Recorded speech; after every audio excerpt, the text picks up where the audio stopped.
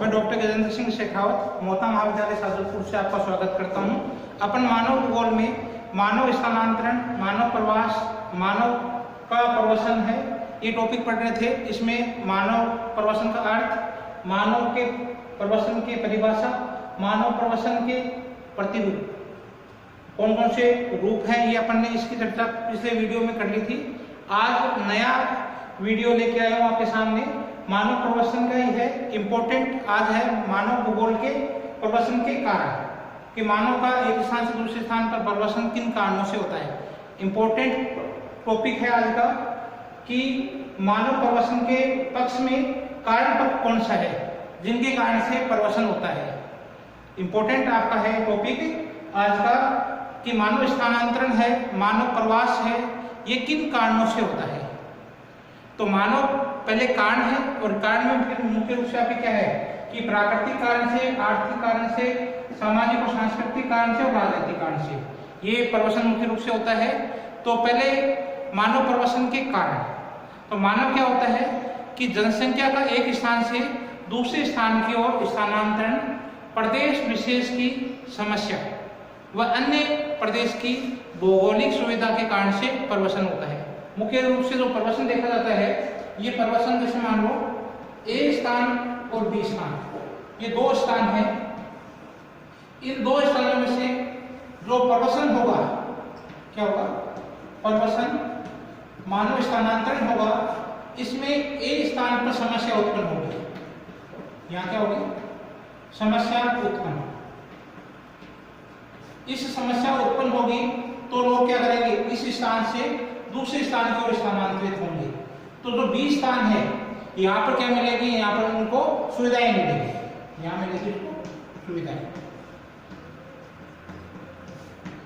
तो जब क्या होता है, किसी प्रवसन में मुख्य कारण जलवायु में परिवर्तन को माना जाता है।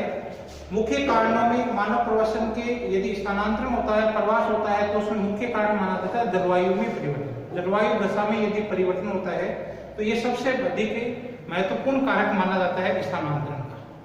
तो मानव प्रवसन में जलवायु दशाओं में यदि परिवर्तन हो जाता है तो ये सबसे प्रभावशाली कारक माना जाता है। इसके अतिरिक्त बाढ़ है, नदी अपना मार्ग परिवर्तन है, सूखा है, ज्वालामुखी या भूकंप की क्रिया हो जाए, या आर्थिक कारण से, सामाजिक कारण से, रोजगार के लिए लोग इस स्थान से दूसरे स्थान पे, सामाजिक सांस्कृतिक कारण से भी हो सकता है, राजनीतिक कारण से भी लोग एक स्थान से दूसरे स्थान पर जा सकते हैं आदि। यदि प्रबल समस्या उत्पन्न हो जाती है तो लोग क्या करते हैं, इन समस्याओं से निदान पाने के लिए जहां सुरक्षित स्थान मिलते हैं उसकी ओर वो पलायन करने लगते हैं। तो मुख्य रूप से क्या है कि जो जलवायु मुख्य कारण रहता है प्रभावित होने में, एक स्थान से दूसरे स्थान के प्रवास करने में, स्थानांतरण में, मानव के स्थानांतरण में मुख्य कारक तो है जलवायु दशाओं में परिवर्तन। इसके अतिरिक्त बाढ़ है, सूखा है, महामारी है, ज्वालामुखी की क्रिया है, भूकंप की क्रिया है, आर्थिक कारण है, सामाजिक कारण है आदि। यदि समस्या प्रबल हो जाती है तो मनुष्य उस स्थान विशेष को छोड़ देता है और जहां उसको सुरक्षित स्थान मिलता है उसकी ओर वो पलायन करने लगता है। इन समस्याओं से यदि जहां सुरक्षा मिलती है उस स्थान को लोग क्या है कि पलायन करने लगते हैं और वहां स्थायी रूप से रहने लग जाते हैं। तो मुख्य रूप से क्या है कि कारण पक्ष है, जो मानव पक्ष के स्थानांतरण के मुख्य जो कारण हैं उनमें यदि अपन कारण पक्ष की चर्चा करें तो कारणों को अपन चार भागों में बांट लेते हैं। प्राकृतिक कारण, दूसरा आर्थिक कारण, तीसरा सामाजिक और सांस्कृतिक कारण, चौथा आता है राजनीतिक कारण, जिनके कारण से लोगों का एक स्थान से दूसरे स्थान पर, कारण पक्ष है जिनके कारण से लोग स्थानांतरित करते हैं, वहां समस्या उत्पन्न हो जाती है और दूसरे स्थान पर उनको सुविधा मिलती है, जिसके कारण से ये स्थानांतरण होता है। ये कारण पक्ष में है। तो कारण पक्ष में पहला कारण है आपका है प्राकृतिक कारण। आपको पता है जितने भी कारण, सबसे इंपॉर्टेंट कारण है जिनके कारण से प्रवास होता है वो है जलवायु। प्राकृतिक कारण, प्राकृतिक कारणों में जो प्राकृतिक कारकों के जीवन निर्वाह के प्रतिकूल हो जाने पर, प्राकृतिक कारक हैं वो जीवन निर्वाह के प्रतिकूल हो जाने पर मानव अपने जीवन को बचाने के लिए दूसरे प्रदेशों की ओर पलायन करने लगता है। मनुष्य क्या है कि अपने जीवन निर्वाह के लिए, उसके लिए यदि कोई जीवन निर्वाह में ये प्रतिकूल जितने भी कारक है, भौतिक कारक है, प्राकृतिक कारक है, प्रतिकूल हो जाने पर क्या है, मानव अपने जीवन को बचाने के लिए दूसरे स्थान की ओर पलायन करने लगता है। जलवायु की विभिन्न दिशाओं में परिवर्तन हो जाए, बाढ़ आ जाए, सूखा हो जाए, ज्वालामुखी की क्रिया हो, भूकंप की क्रिया हो जाए, या हिमराशियों का घटना बढ़ना हो जाए, मिट्टी का अनुपजाऊपन हो जाए, समुद्र तटों का उन्मगन और निगमन हो जाए, ऊपर की तरफ उठ जाए समुद्र तट, नीचे की तरफ धंस जाए, आदि प्राकृतिक कारणों से मानव प्रवसन के लिए उत्तरदायी है। ये जितने भी प्राकृतिक कारण हैं जिनके कारण से क्या है कि मानव क्या है कि एक स्थान से दूसरे स्थान पर प्रवास कर जाता है, एक स्थान उस स्थान को छोड़ देता है, दूसरे स्थान की ओर पलायन करने लग जाता है। तो मुख्य रूप से उसमें जलवायु है, जलवायु दिशाओं में परिवर्तन है, इसके अलावा बाढ़ है, सूखा है, जलवायु ज्वालामुखी उद्गार है, भूकंप की क्रिया है, हिम राशियों का घटना बढ़ना है, जलवायु आपका मिट्टी का अनुपजाऊपन है, समुद्र तटों का उन्मूलन निमज्जन की क्रिया होना, आदि प्राकृतिक कारणों से क्या है कि मानव प्रवसन के लिए उत्तरदायी है। ग्रिफिथ टेलर है, ग्रिफिथ टेलर ने प्राकृतिक कारकों को महत्व देते हुए बताया है कि, ग्रिफिथ टेलर है, अपन आज प्राकृतिक तत्वों की बात करते हैं, इसमें है ग्रिफिथ टेलर। इन्होंने मानव प्रवास में प्राकृतिक कारकों को अधिक महत्व दिया है। प्रवास में ग्रिफिथ टेलर के अनुसार प्राकृतिक कारकों को महत्व देते हुए कहा है कि सभी प्रजातियों का उद्गम स्थल, सभी प्रजातियों उनका उद्गम स्थल कहाँ हुआ था, मध्य एशिया। सबसे पहले जितनी भी प्रजातियां उनका उद्गम है ये मध्य एशिया में हुआ। बाद में जलवायु परिवर्तन के कारण से, बाद में जलवायु परिवर्तन के कारण से यहाँ से ये प्रजातियां स्थानांतरित हो गई और विश्व के विभिन्न भागों में जाकर स्थानांतरित हो गई। तो ग्रिफिथ टेलर ने क्या माना कि विश्व की जितनी भी प्रजातियां हैं, सभी प्रजातियों का उद्गम स्थल है वो मध्य एशिया है। विभिन्न प्रजाति के लोग हैं, उनमें जलवायु परिवर्तन के कारण से ये विभिन्न भागों में क्या है, स्थानांतरित हो गई, मध्य एशिया से विभिन्न भागों में स्थानांतरित हो गई। मध्यकाल में शुष्कता के कारण से, मध्यकाल में शुष्कता बढ़ने के कारण से एशिया के मध्यवर्ती भाग से, एशिया का मध्यवर्ती भाग है, यहाँ से क्या है कि विभिन्न जातियों के जो आक्रमणकारी थे, आक्रमणकारी एक पश्चिम एशिया में यूरोप, चीन, भारत आदि की ओर स्थानांतरित हो गई। तो मध्य एशिया से क्या है, मध्यकाल में मध्य एशिया में क्या है कि शुष्कता के कारण से, शुष्कता के कारण गर्मी अधिक पड़ती, बरसात की मात्रा कम थी। तो ऐसे में ये मध्य एशिया के लोग हैं, ये आपके क्या है, पश्चिमी एशिया, यूरोप, चीन, भारत, ये आक्रमणकारी से है, इनकी ओर स्थानांतरित हो गए, यहाँ पर आक्रमण करने के लिए इस ओर अग्रसित हुई, स्थानांतरित हुई। तो मध्य एशिया में क्या हुआ, शुष्कता बढ़ गई, तो शुष्कता बढ़ गई तो यहाँ से लोगों का स्थानांतरण है वो पश्चिमी एशिया है, चीन है, यूरोप है और भारत की ओर स्थानांतरित हो गए। तो जलवायु दशा यदि उत्तम होने के कारण क्या है, तो उत्तरी गोलार्ध में उत्तरी अमेरिका है, पश्चिमी यूरोप है, आपका भूमध्य सागरीय तट है, पूर्वी एशिया है, दक्षिणी पूर्वी एशिया है, यहाँ पर लोगों का ज्यादा क्या है, बस गए। तो जलवायु दशा यदि अनुकूल है, जलवायु दशा, जलवायु यदि उत्तम है, यदि जलवायु उत्तम है, इस उत्तमता के कारण से जो पश्चिमी यूरोप और क्या है आपका उत्तरी पूर्वी अमेरिका, दक्षिणी पूर्वी एशिया, पूर्वी एशिया, यहाँ पर क्या है, जलवायु भूमध्य सागरीय तट, भूमध्य सागर,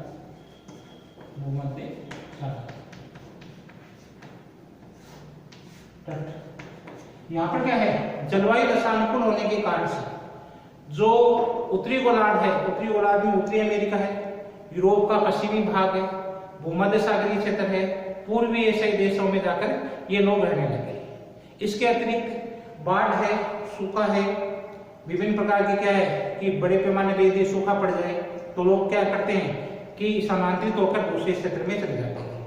इसी प्रकार से भारत में जो आपकी क्या है, कोसी नदी है, बिहार में बहती है, कोसी नदी बिहार में, भारत की बिहार में कोसी नदी है आपके। इसी प्रकार चीन में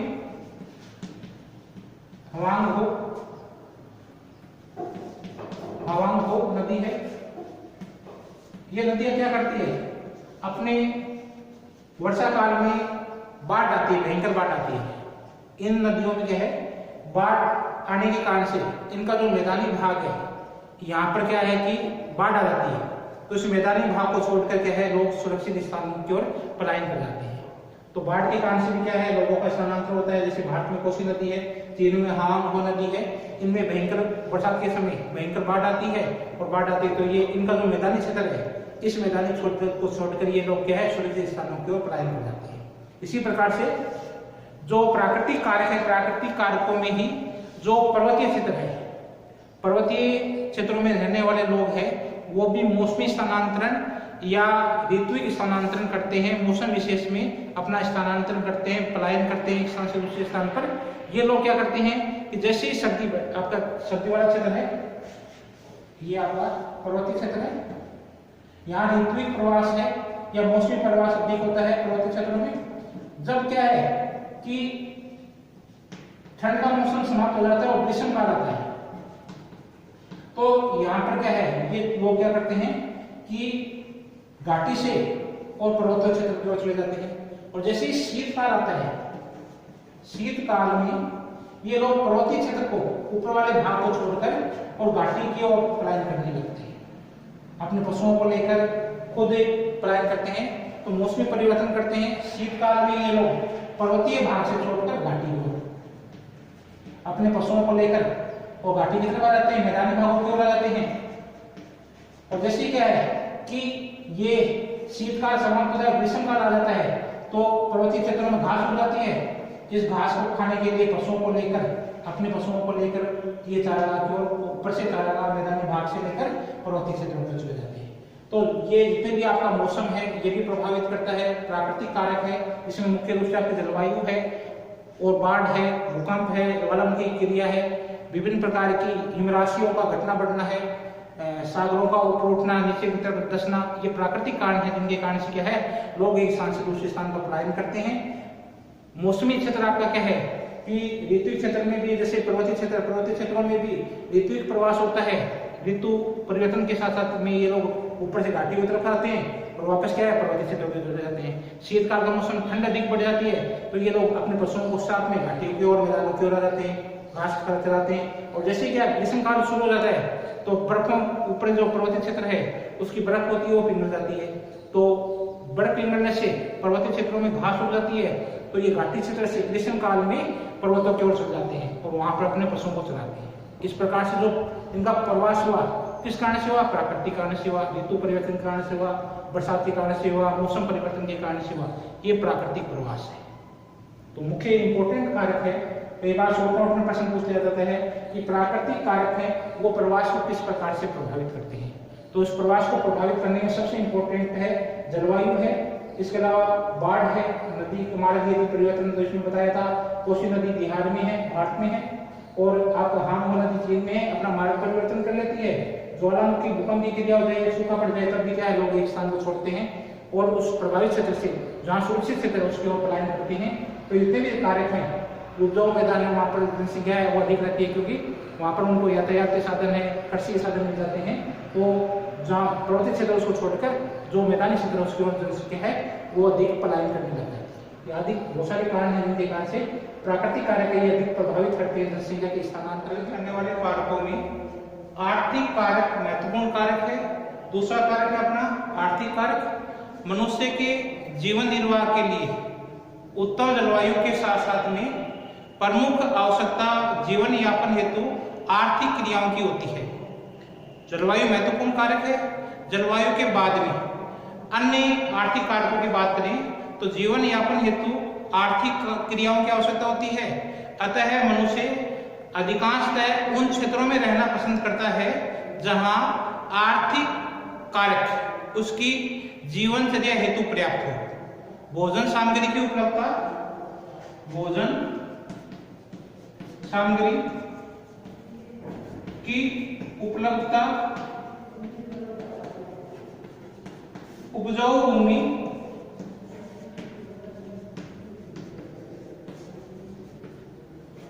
पर्याप्त मात्रा में खनिज, पर्याप्त मात्रा में खनिज, वन संपदा, जहां हो, ये जितने भी कारक हैं ये मनुष्य की आर्थिक क्रिया को प्रभावित करते हैं। और जहां आर्थिक क्रिया हेतु पर्याप्त मात्रा में संसाधन उपलब्ध हो, जनसंख्या वहां अधिक मात्रा में निवास करती है, वहां स्थानांतरित हो जाती है। अतः मनुष्य के अधिकांशतः उन क्षेत्रों में रहना पसंद करता है जहां आर्थिक कारक उसकी जीवनचर्या हेतु पर्याप्त हो। भोजन सामग्री की उपलब्धता हो, उपजाऊ मिट्टी हो, सिंचाई की सुविधा हो, खनिजों की प्राप्ति हो, वन संपदा हो, आदि आर्थिक कारकों की उपलब्धता मनुष्य को आकर्षित करती रहती है। जिन देशों में आर्थिक कारक जैसे खनिज है, उपजाऊ भूमि है, वन संपदा है आदि की प्रधानता होती है, उन देशों में आर्थिक कारकों के कारण से अन्य देशों के लोग स्थानांतरित होते आते हैं। जिन देशों में आर्थिक कारक जैसे आपके है, खनिज है, उपजाऊ भूमि है, वन संपदा है आदि की प्रधानता होती है, तो वहां अन्य देशों के लोग हैं वो स्थानांतरित करके आने लगते हैं। 18वीं और 19वीं शताब्दी में जो यूरोपियन लोग थे, यूरोप के लोग हैं, यूरोपीय महाद्वीप के लोग हैं, वो भारत है, अमेरिका है, अफ्रीका है, एशिया के अन्य देशों में, भारत है, अमेरिका है, एशिया के अन्य देशों में, अफ्रीका में स्थानांतरित हो गए थे, क्योंकि वहां पर क्या है, आर्थिक कारकों की उपलब्धता अधिक थी। इन देशों में जो भारत है, अमेरिका है, दक्षिण पूर्वी एशिया, अफ्रीका में, इन देशों में खनिज संपदा की अधिकता थी, इसलिए आर्थिक कारकों की उपलब्धता के कारण से ये यूरोपीय लोग हैं, यूरोपीय महाद्वीप के लोग हैं, ये भारत में, अमेरिका में, अफ्रीका देशों में, एशिया देशों में आर्थिक कारकों की उपलब्धता के कारण से स्थानांतरित हुए थे। अतः निम्न आर्थिक कारक से, निम्न आर्थिक कारकों से उच्च कारकों की ओर, उच्च आर्थिक कारकों की ओर मनुष्यों का स्थानांतरण होता रहता है। लोग निम्न आर्थिक कारक से उच्च आर्थिक कारकों की ओर जनसंख्या का क्या होता है, स्थानांतरण होता रहता है। ग्रामीण लोग हैं वो शहरों की ओर रोजगार के लिए स्थानांतरित होते रहते हैं। इंपोर्टेंट आर्थिक कारकों में रोजगार है। ग्रामीण क्षेत्रों से निवास करने वाले लोग हैं वो रोजगार के लिए शहरों की ओर स्थानांतरित होते रहते हैं। लोग नई भूमि की तलाश में, नई भूमि, खनिज संपदा की तलाश में, सिंचित भूमि की तलाश में, इन कारकों के कारण से, नई भूमि की तलाश में, खनिजों की प्राप्ति में, अन्य सुविधाओं के कारण से अन्य देशों में आकर्षित होते रहते हैं तथा दूसरे देशों में स्थानांतरित करते रहते हैं। अतः आर्थिक कारक भी जनसंख्या के स्थानांतरण के लिए महत्वपूर्ण कारक है। आर्थिक स्थानांतरण को प्रभावित करने वाले कारकों में तीसरा महत्वपूर्ण कारक आपका है सामाजिक सांस्कृतिक कारक। मनुष्य के स्थानांतरण में सामाजिक और सांस्कृतिक कारक भी महत्वपूर्ण भूमिका निभाते हैं। मनुष्य एक स्थान से दूसरे स्थान की ओर प्रवासित होने में सामाजिक प्रथाएं, मान्यताएं, सामाजिक प्रथाएं, मान्यताएं विभिन्न प्रकार के धार्मिक संकट के कारण से ही लोग एक स्थान से दूसरे स्थान की ओर जाते रहते हैं। 16वीं शताब्दी से 17वीं शताब्दी में जो हवंगनार लोग हैं ये फ्रांस से स्थानांतरित होकर प्रवासित होकर इंग्लैंड और बेल्जियम, फ्रांस से स्थानांतरित होकर इंग्लैंड और बेल्जियम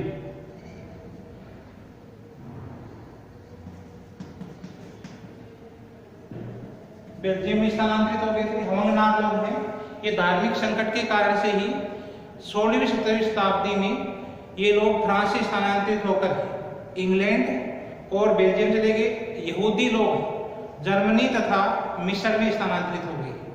जो यहूदी लोग थे वो इसी समय धार्मिक संकट के कारण से ही जर्मनी और मिस्र में स्थानांतरित हो गए। 1947 में भारत पाकिस्तान विभाजन के समय जो स्थानांतरण हुआ था वो भी धार्मिक कारण से और राजनीतिक कारण से हुआ था। तो 1947 में भारत पाकिस्तान विभाजन के समय हिंदू मुसलमान अपने अपने देशों की ओर स्थानांतरण में लगभग 73 लाख लोग हैं। 73 लाख लोग हैं, ये अपने अपने देशों में स्थानांतरित हुए। 73 लाख जो हिंदू 73 लाख हिंदू पाकिस्तान से भारत आए, पाकिस्तान से भारत, तथा इसी समय ही 67 लाख मुस्लिम ये भारत से पाकिस्तान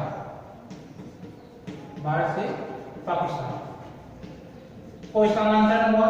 धार्मिक कारण से हुआ था, ये भी विभाजन के समय हुआ। तो 1947 में जब भारत पाकिस्तान का विभाजन हो गया था तो अपने अपने देशों में ये लोग स्थानांतरित कर गए। तो 73 लाख लोग हैं, ये हिंदू परिवार हैं, ये पाकिस्तान गए, और 67 लाख मुसलमान लोग हैं, ये भारत से पाकिस्तान की ओर स्थानांतरित हुए। यूनान एवं टर्की में के मध्य धार्मिक कारणों से ही बड़े पैमाने पर जो स्थानांतरण हो रहा है वो भी क्या है, किस कारण से, यूनान और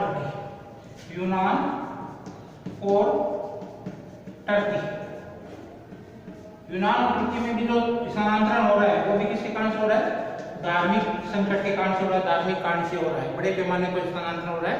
विभिन्न देशों के लोग हैं अपने धार्मिक उपदेशों के प्रसार के लिए भी अलग अलग देशों में जाते रहते हैं। 5वीं शताब्दी ईसा पूर्व से 5वीं शताब्दी ईसा पश्चात तक भारत से धार्मिक प्रचार करने के लिए विभिन्न भागों में उसके पड़ोसी देशों में लोग हैं वो धार्मिक प्रचार के लिए गए। 5वीं शताब्दी ईसा पूर्व से 5वीं शताब्दी ईसा पश्चात तक भारत से विभिन्न धर्मों के लोग हैं, ये भारत के पड़ोसी देशों में अपने धर्म के प्रचार के लिए गए।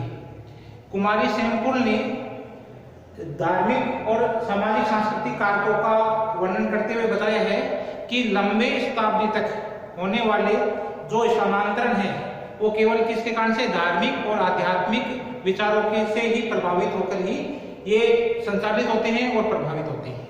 लंबे शताब्दियों से होने वाले जो ये स्थानांतरण है ये केवल क्या है, धार्मिक कारण से और आध्यात्मिक विचारों से ही प्रभावित होते हैं और संचालित होते हैं। भारत में रहने वाले जो पारसी लोग धर्म के लोग हैं, जो मुंबई में और गुजरात में रहने वाले लोग हैं, ये लोग जो धार्मिक संकट के कारण से ही धार्मिक संकट के कारण से ही ये लोग क्या है कि यहाँ स्थानांतरित होकर और भारत में आकर रहने लग गए थे। कहाँ से, ये लोग जो है दूसरी शताब्दी में इराक से स्थानांतरित होकर ये लोग 10वीं शताब्दी में इराक से स्थानांतरित होकर ये लोग क्या है कि गुजरात में और आपके क्या है मुंबई में स्थानांतरित हो गए थे। तो धार्मिक संकट के कारण से ये जो आपके 10वीं शताब्दी में इराक से है, ये जो पारसी धर्म के लोग हैं ये स्थानांतरित होकर भारत के गुजरात है मुंबई में स्थानांतरित हो गए। इसके अतिरिक्त विभिन्न देशों में विवाह प्रथा होती है। विवाह प्रथा के कारण से भी क्या है, स्त्री लोग है, स्त्री अपने पैतृक स्थान को छोड़ती है और अपने पति के घर पे जाकर रहने लग जाती है। इसी प्रकार से सामाजिक और धार्मिक कारण से भी लोग क्या है, प्रवास अधिक करते हैं।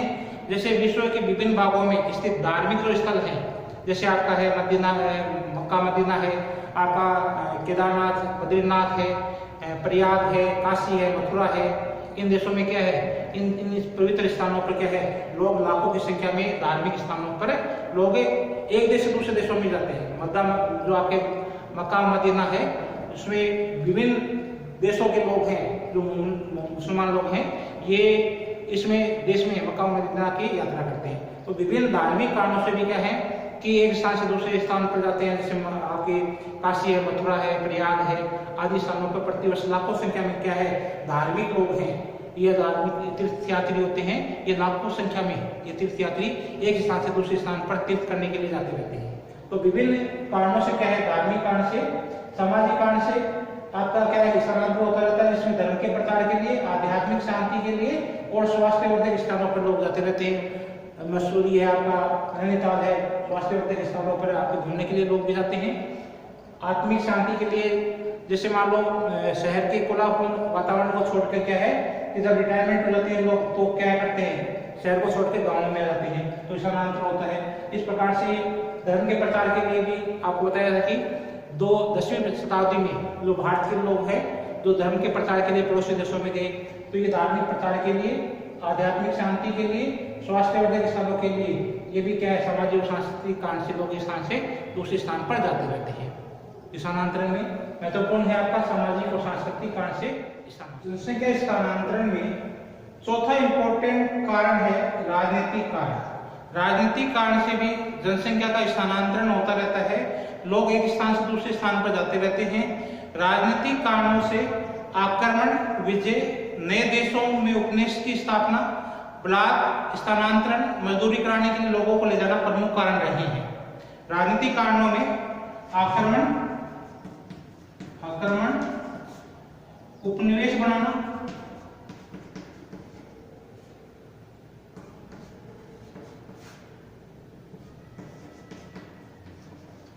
बलात्, स्थानांतरण।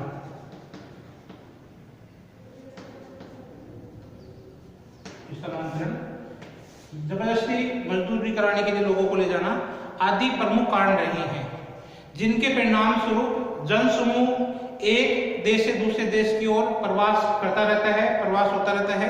प्राचीन काल में सिकंदर, महमूद गजनबी, मोहम्मद गौरी, बाबर, चंगेज खां आदि आक्रमणकारियों ने भारत पर आक्रमण किया और यहाँ के जो लोग थे वो सुरक्षित स्थानों की ओर चले गए।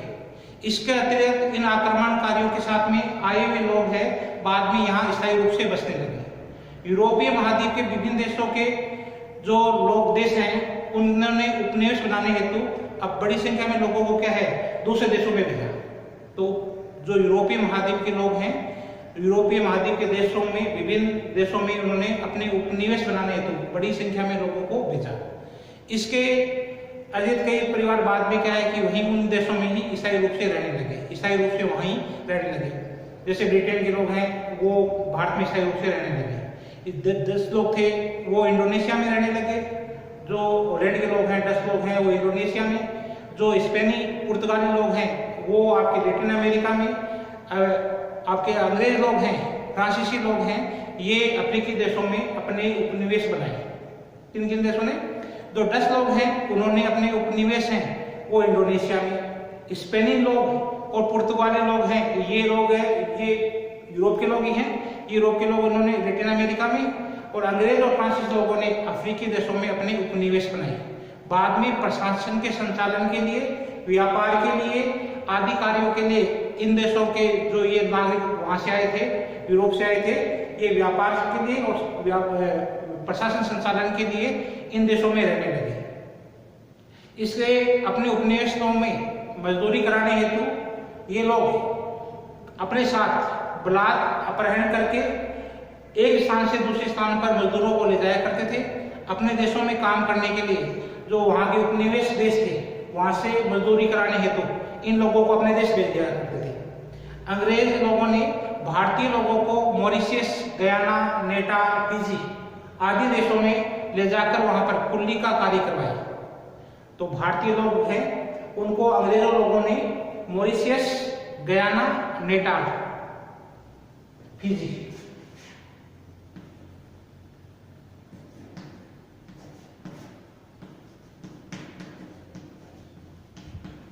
मॉरिशस, फिजी, गयाना यहां ले जाकर इनको भारतीय लोगों को और कुल्ली का कार्य कराया। इसी प्रकार से जब ये कई लोग हैं यहाँ मजदूरी के रूप में रहने लगे तो अपने परिवार से या ये लोग खुद वहीं फिर स्थायी रूप से रहने लगे। स्थानांतरण के राजनीतिक कारणों में महत्वपूर्ण कारक है। राजनीतिक कारक स्थानांतरण के लिए इसमें महत्वपूर्ण कारक है आक्रमण।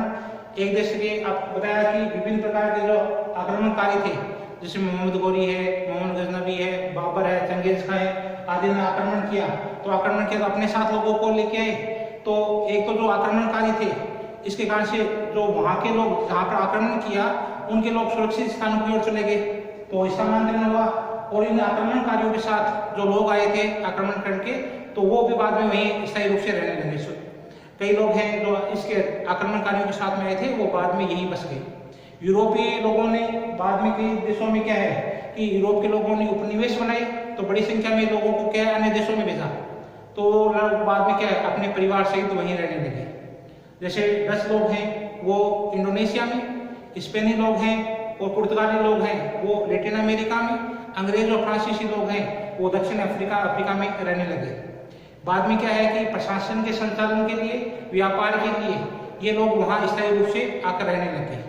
अपने उपनिवेशों में काम करवाने हेतु जहां ये इन लोगों का उपनिवेश था उनसे मजदूरी कराने हेतु कई लोगों को ये ब्लाक अपहरण करके जो लोग एक स्थान से दूसरे स्थान पर ले गए। बाद में उनको कुल्ली का कार्य कराया, अन्य कार्य करवाए। जैसे अंग्रेज लोग हैं वो भारतीयों को मॉरिशस, गयाना, नेटाल, फिजी, इन देशों में ले गए, यहाँ पर इनसे ले जाकर कुल्ली का कार्य कराया। तो स्थानांतरण है, इस स्थानांतरण में राजनीतिक कारण है, ये महत्वपूर्ण है। सार के रूप में कहा जा सकता है कि मनुष्य हमेशा गतिशील रहता है, कभी राजनीतिक कारण से, कभी दूसरे देशों के आर्थिक साधनों की प्रचुरता के कारण से आकर्षित होकर एक स्थान से दूसरे स्थान पर आकर्षित होता रहता है। वर्तमान समय में कोविड महामारी के कारण से, जो वैश्विक बीमारी के कारण से, महामारी के कारण से लोग क्या है कि विभिन्न प्रकार के जो फैक्ट्री है, शहरी क्षेत्रों में जो फैक्ट्री है, कारखाने हैं, विभिन्न प्रकार के सरकारी कारखाने हैं, प्राइवेट कारखाने हैं, सेक्टर के कारखाने हैं, ये सब बंद हो गए। तो यहाँ के लोगों को मजदूरी नहीं मिली, तो इन्होंने क्या किया, शहरों से ग्रामीण क्षेत्रों की ओर पलायन किया। वर्तमान समय में देखने को मिलता है कि स्थानांतरण है, ये स्थानांतरण शहर से ग्रामीण क्षेत्रों की ओर हो गया, अपने शहरों से अपने गाँव की ओर पलायन करने लगे। तो स्थानांतरण है ये महामारी के कारण से भी हुआ है, वर्तमान समय में हुआ है। तो हमेशा क्या है कि मनुष्य गतिशील रहता है, कई कारणों से, राजनीतिक कारण हो सकता है, आर्थिक कारण हो सकता है, प्राकृतिक कारण हो सकता है, जलवायु में परिवर्तन हो सकता है, भूकंप आ सकता है, सूखा आ सकता है, धार्मिक प्रचार के लिए आ सकता है, आत्मिक शांति के लिए आ सकता है, आत्मिक शांति के लिए। और जैसे बीमारी होगी, महामारी होगी, तो उस महामारी के कारण से लोगों को रोजगार नहीं मिला, कारखाने बंद हो गए, तो ये लोग क्या है अपने जो मूल गांव है उनकी ओर ये लोग पलायन करने लगे। तो उम्मीद है आपको स्थानांतरण का प्रभावित करने वाले कारक है ये टॉपिक आपको समझ में आया होगा। बहुत बहुत धन्यवाद आपको। Thank you very much.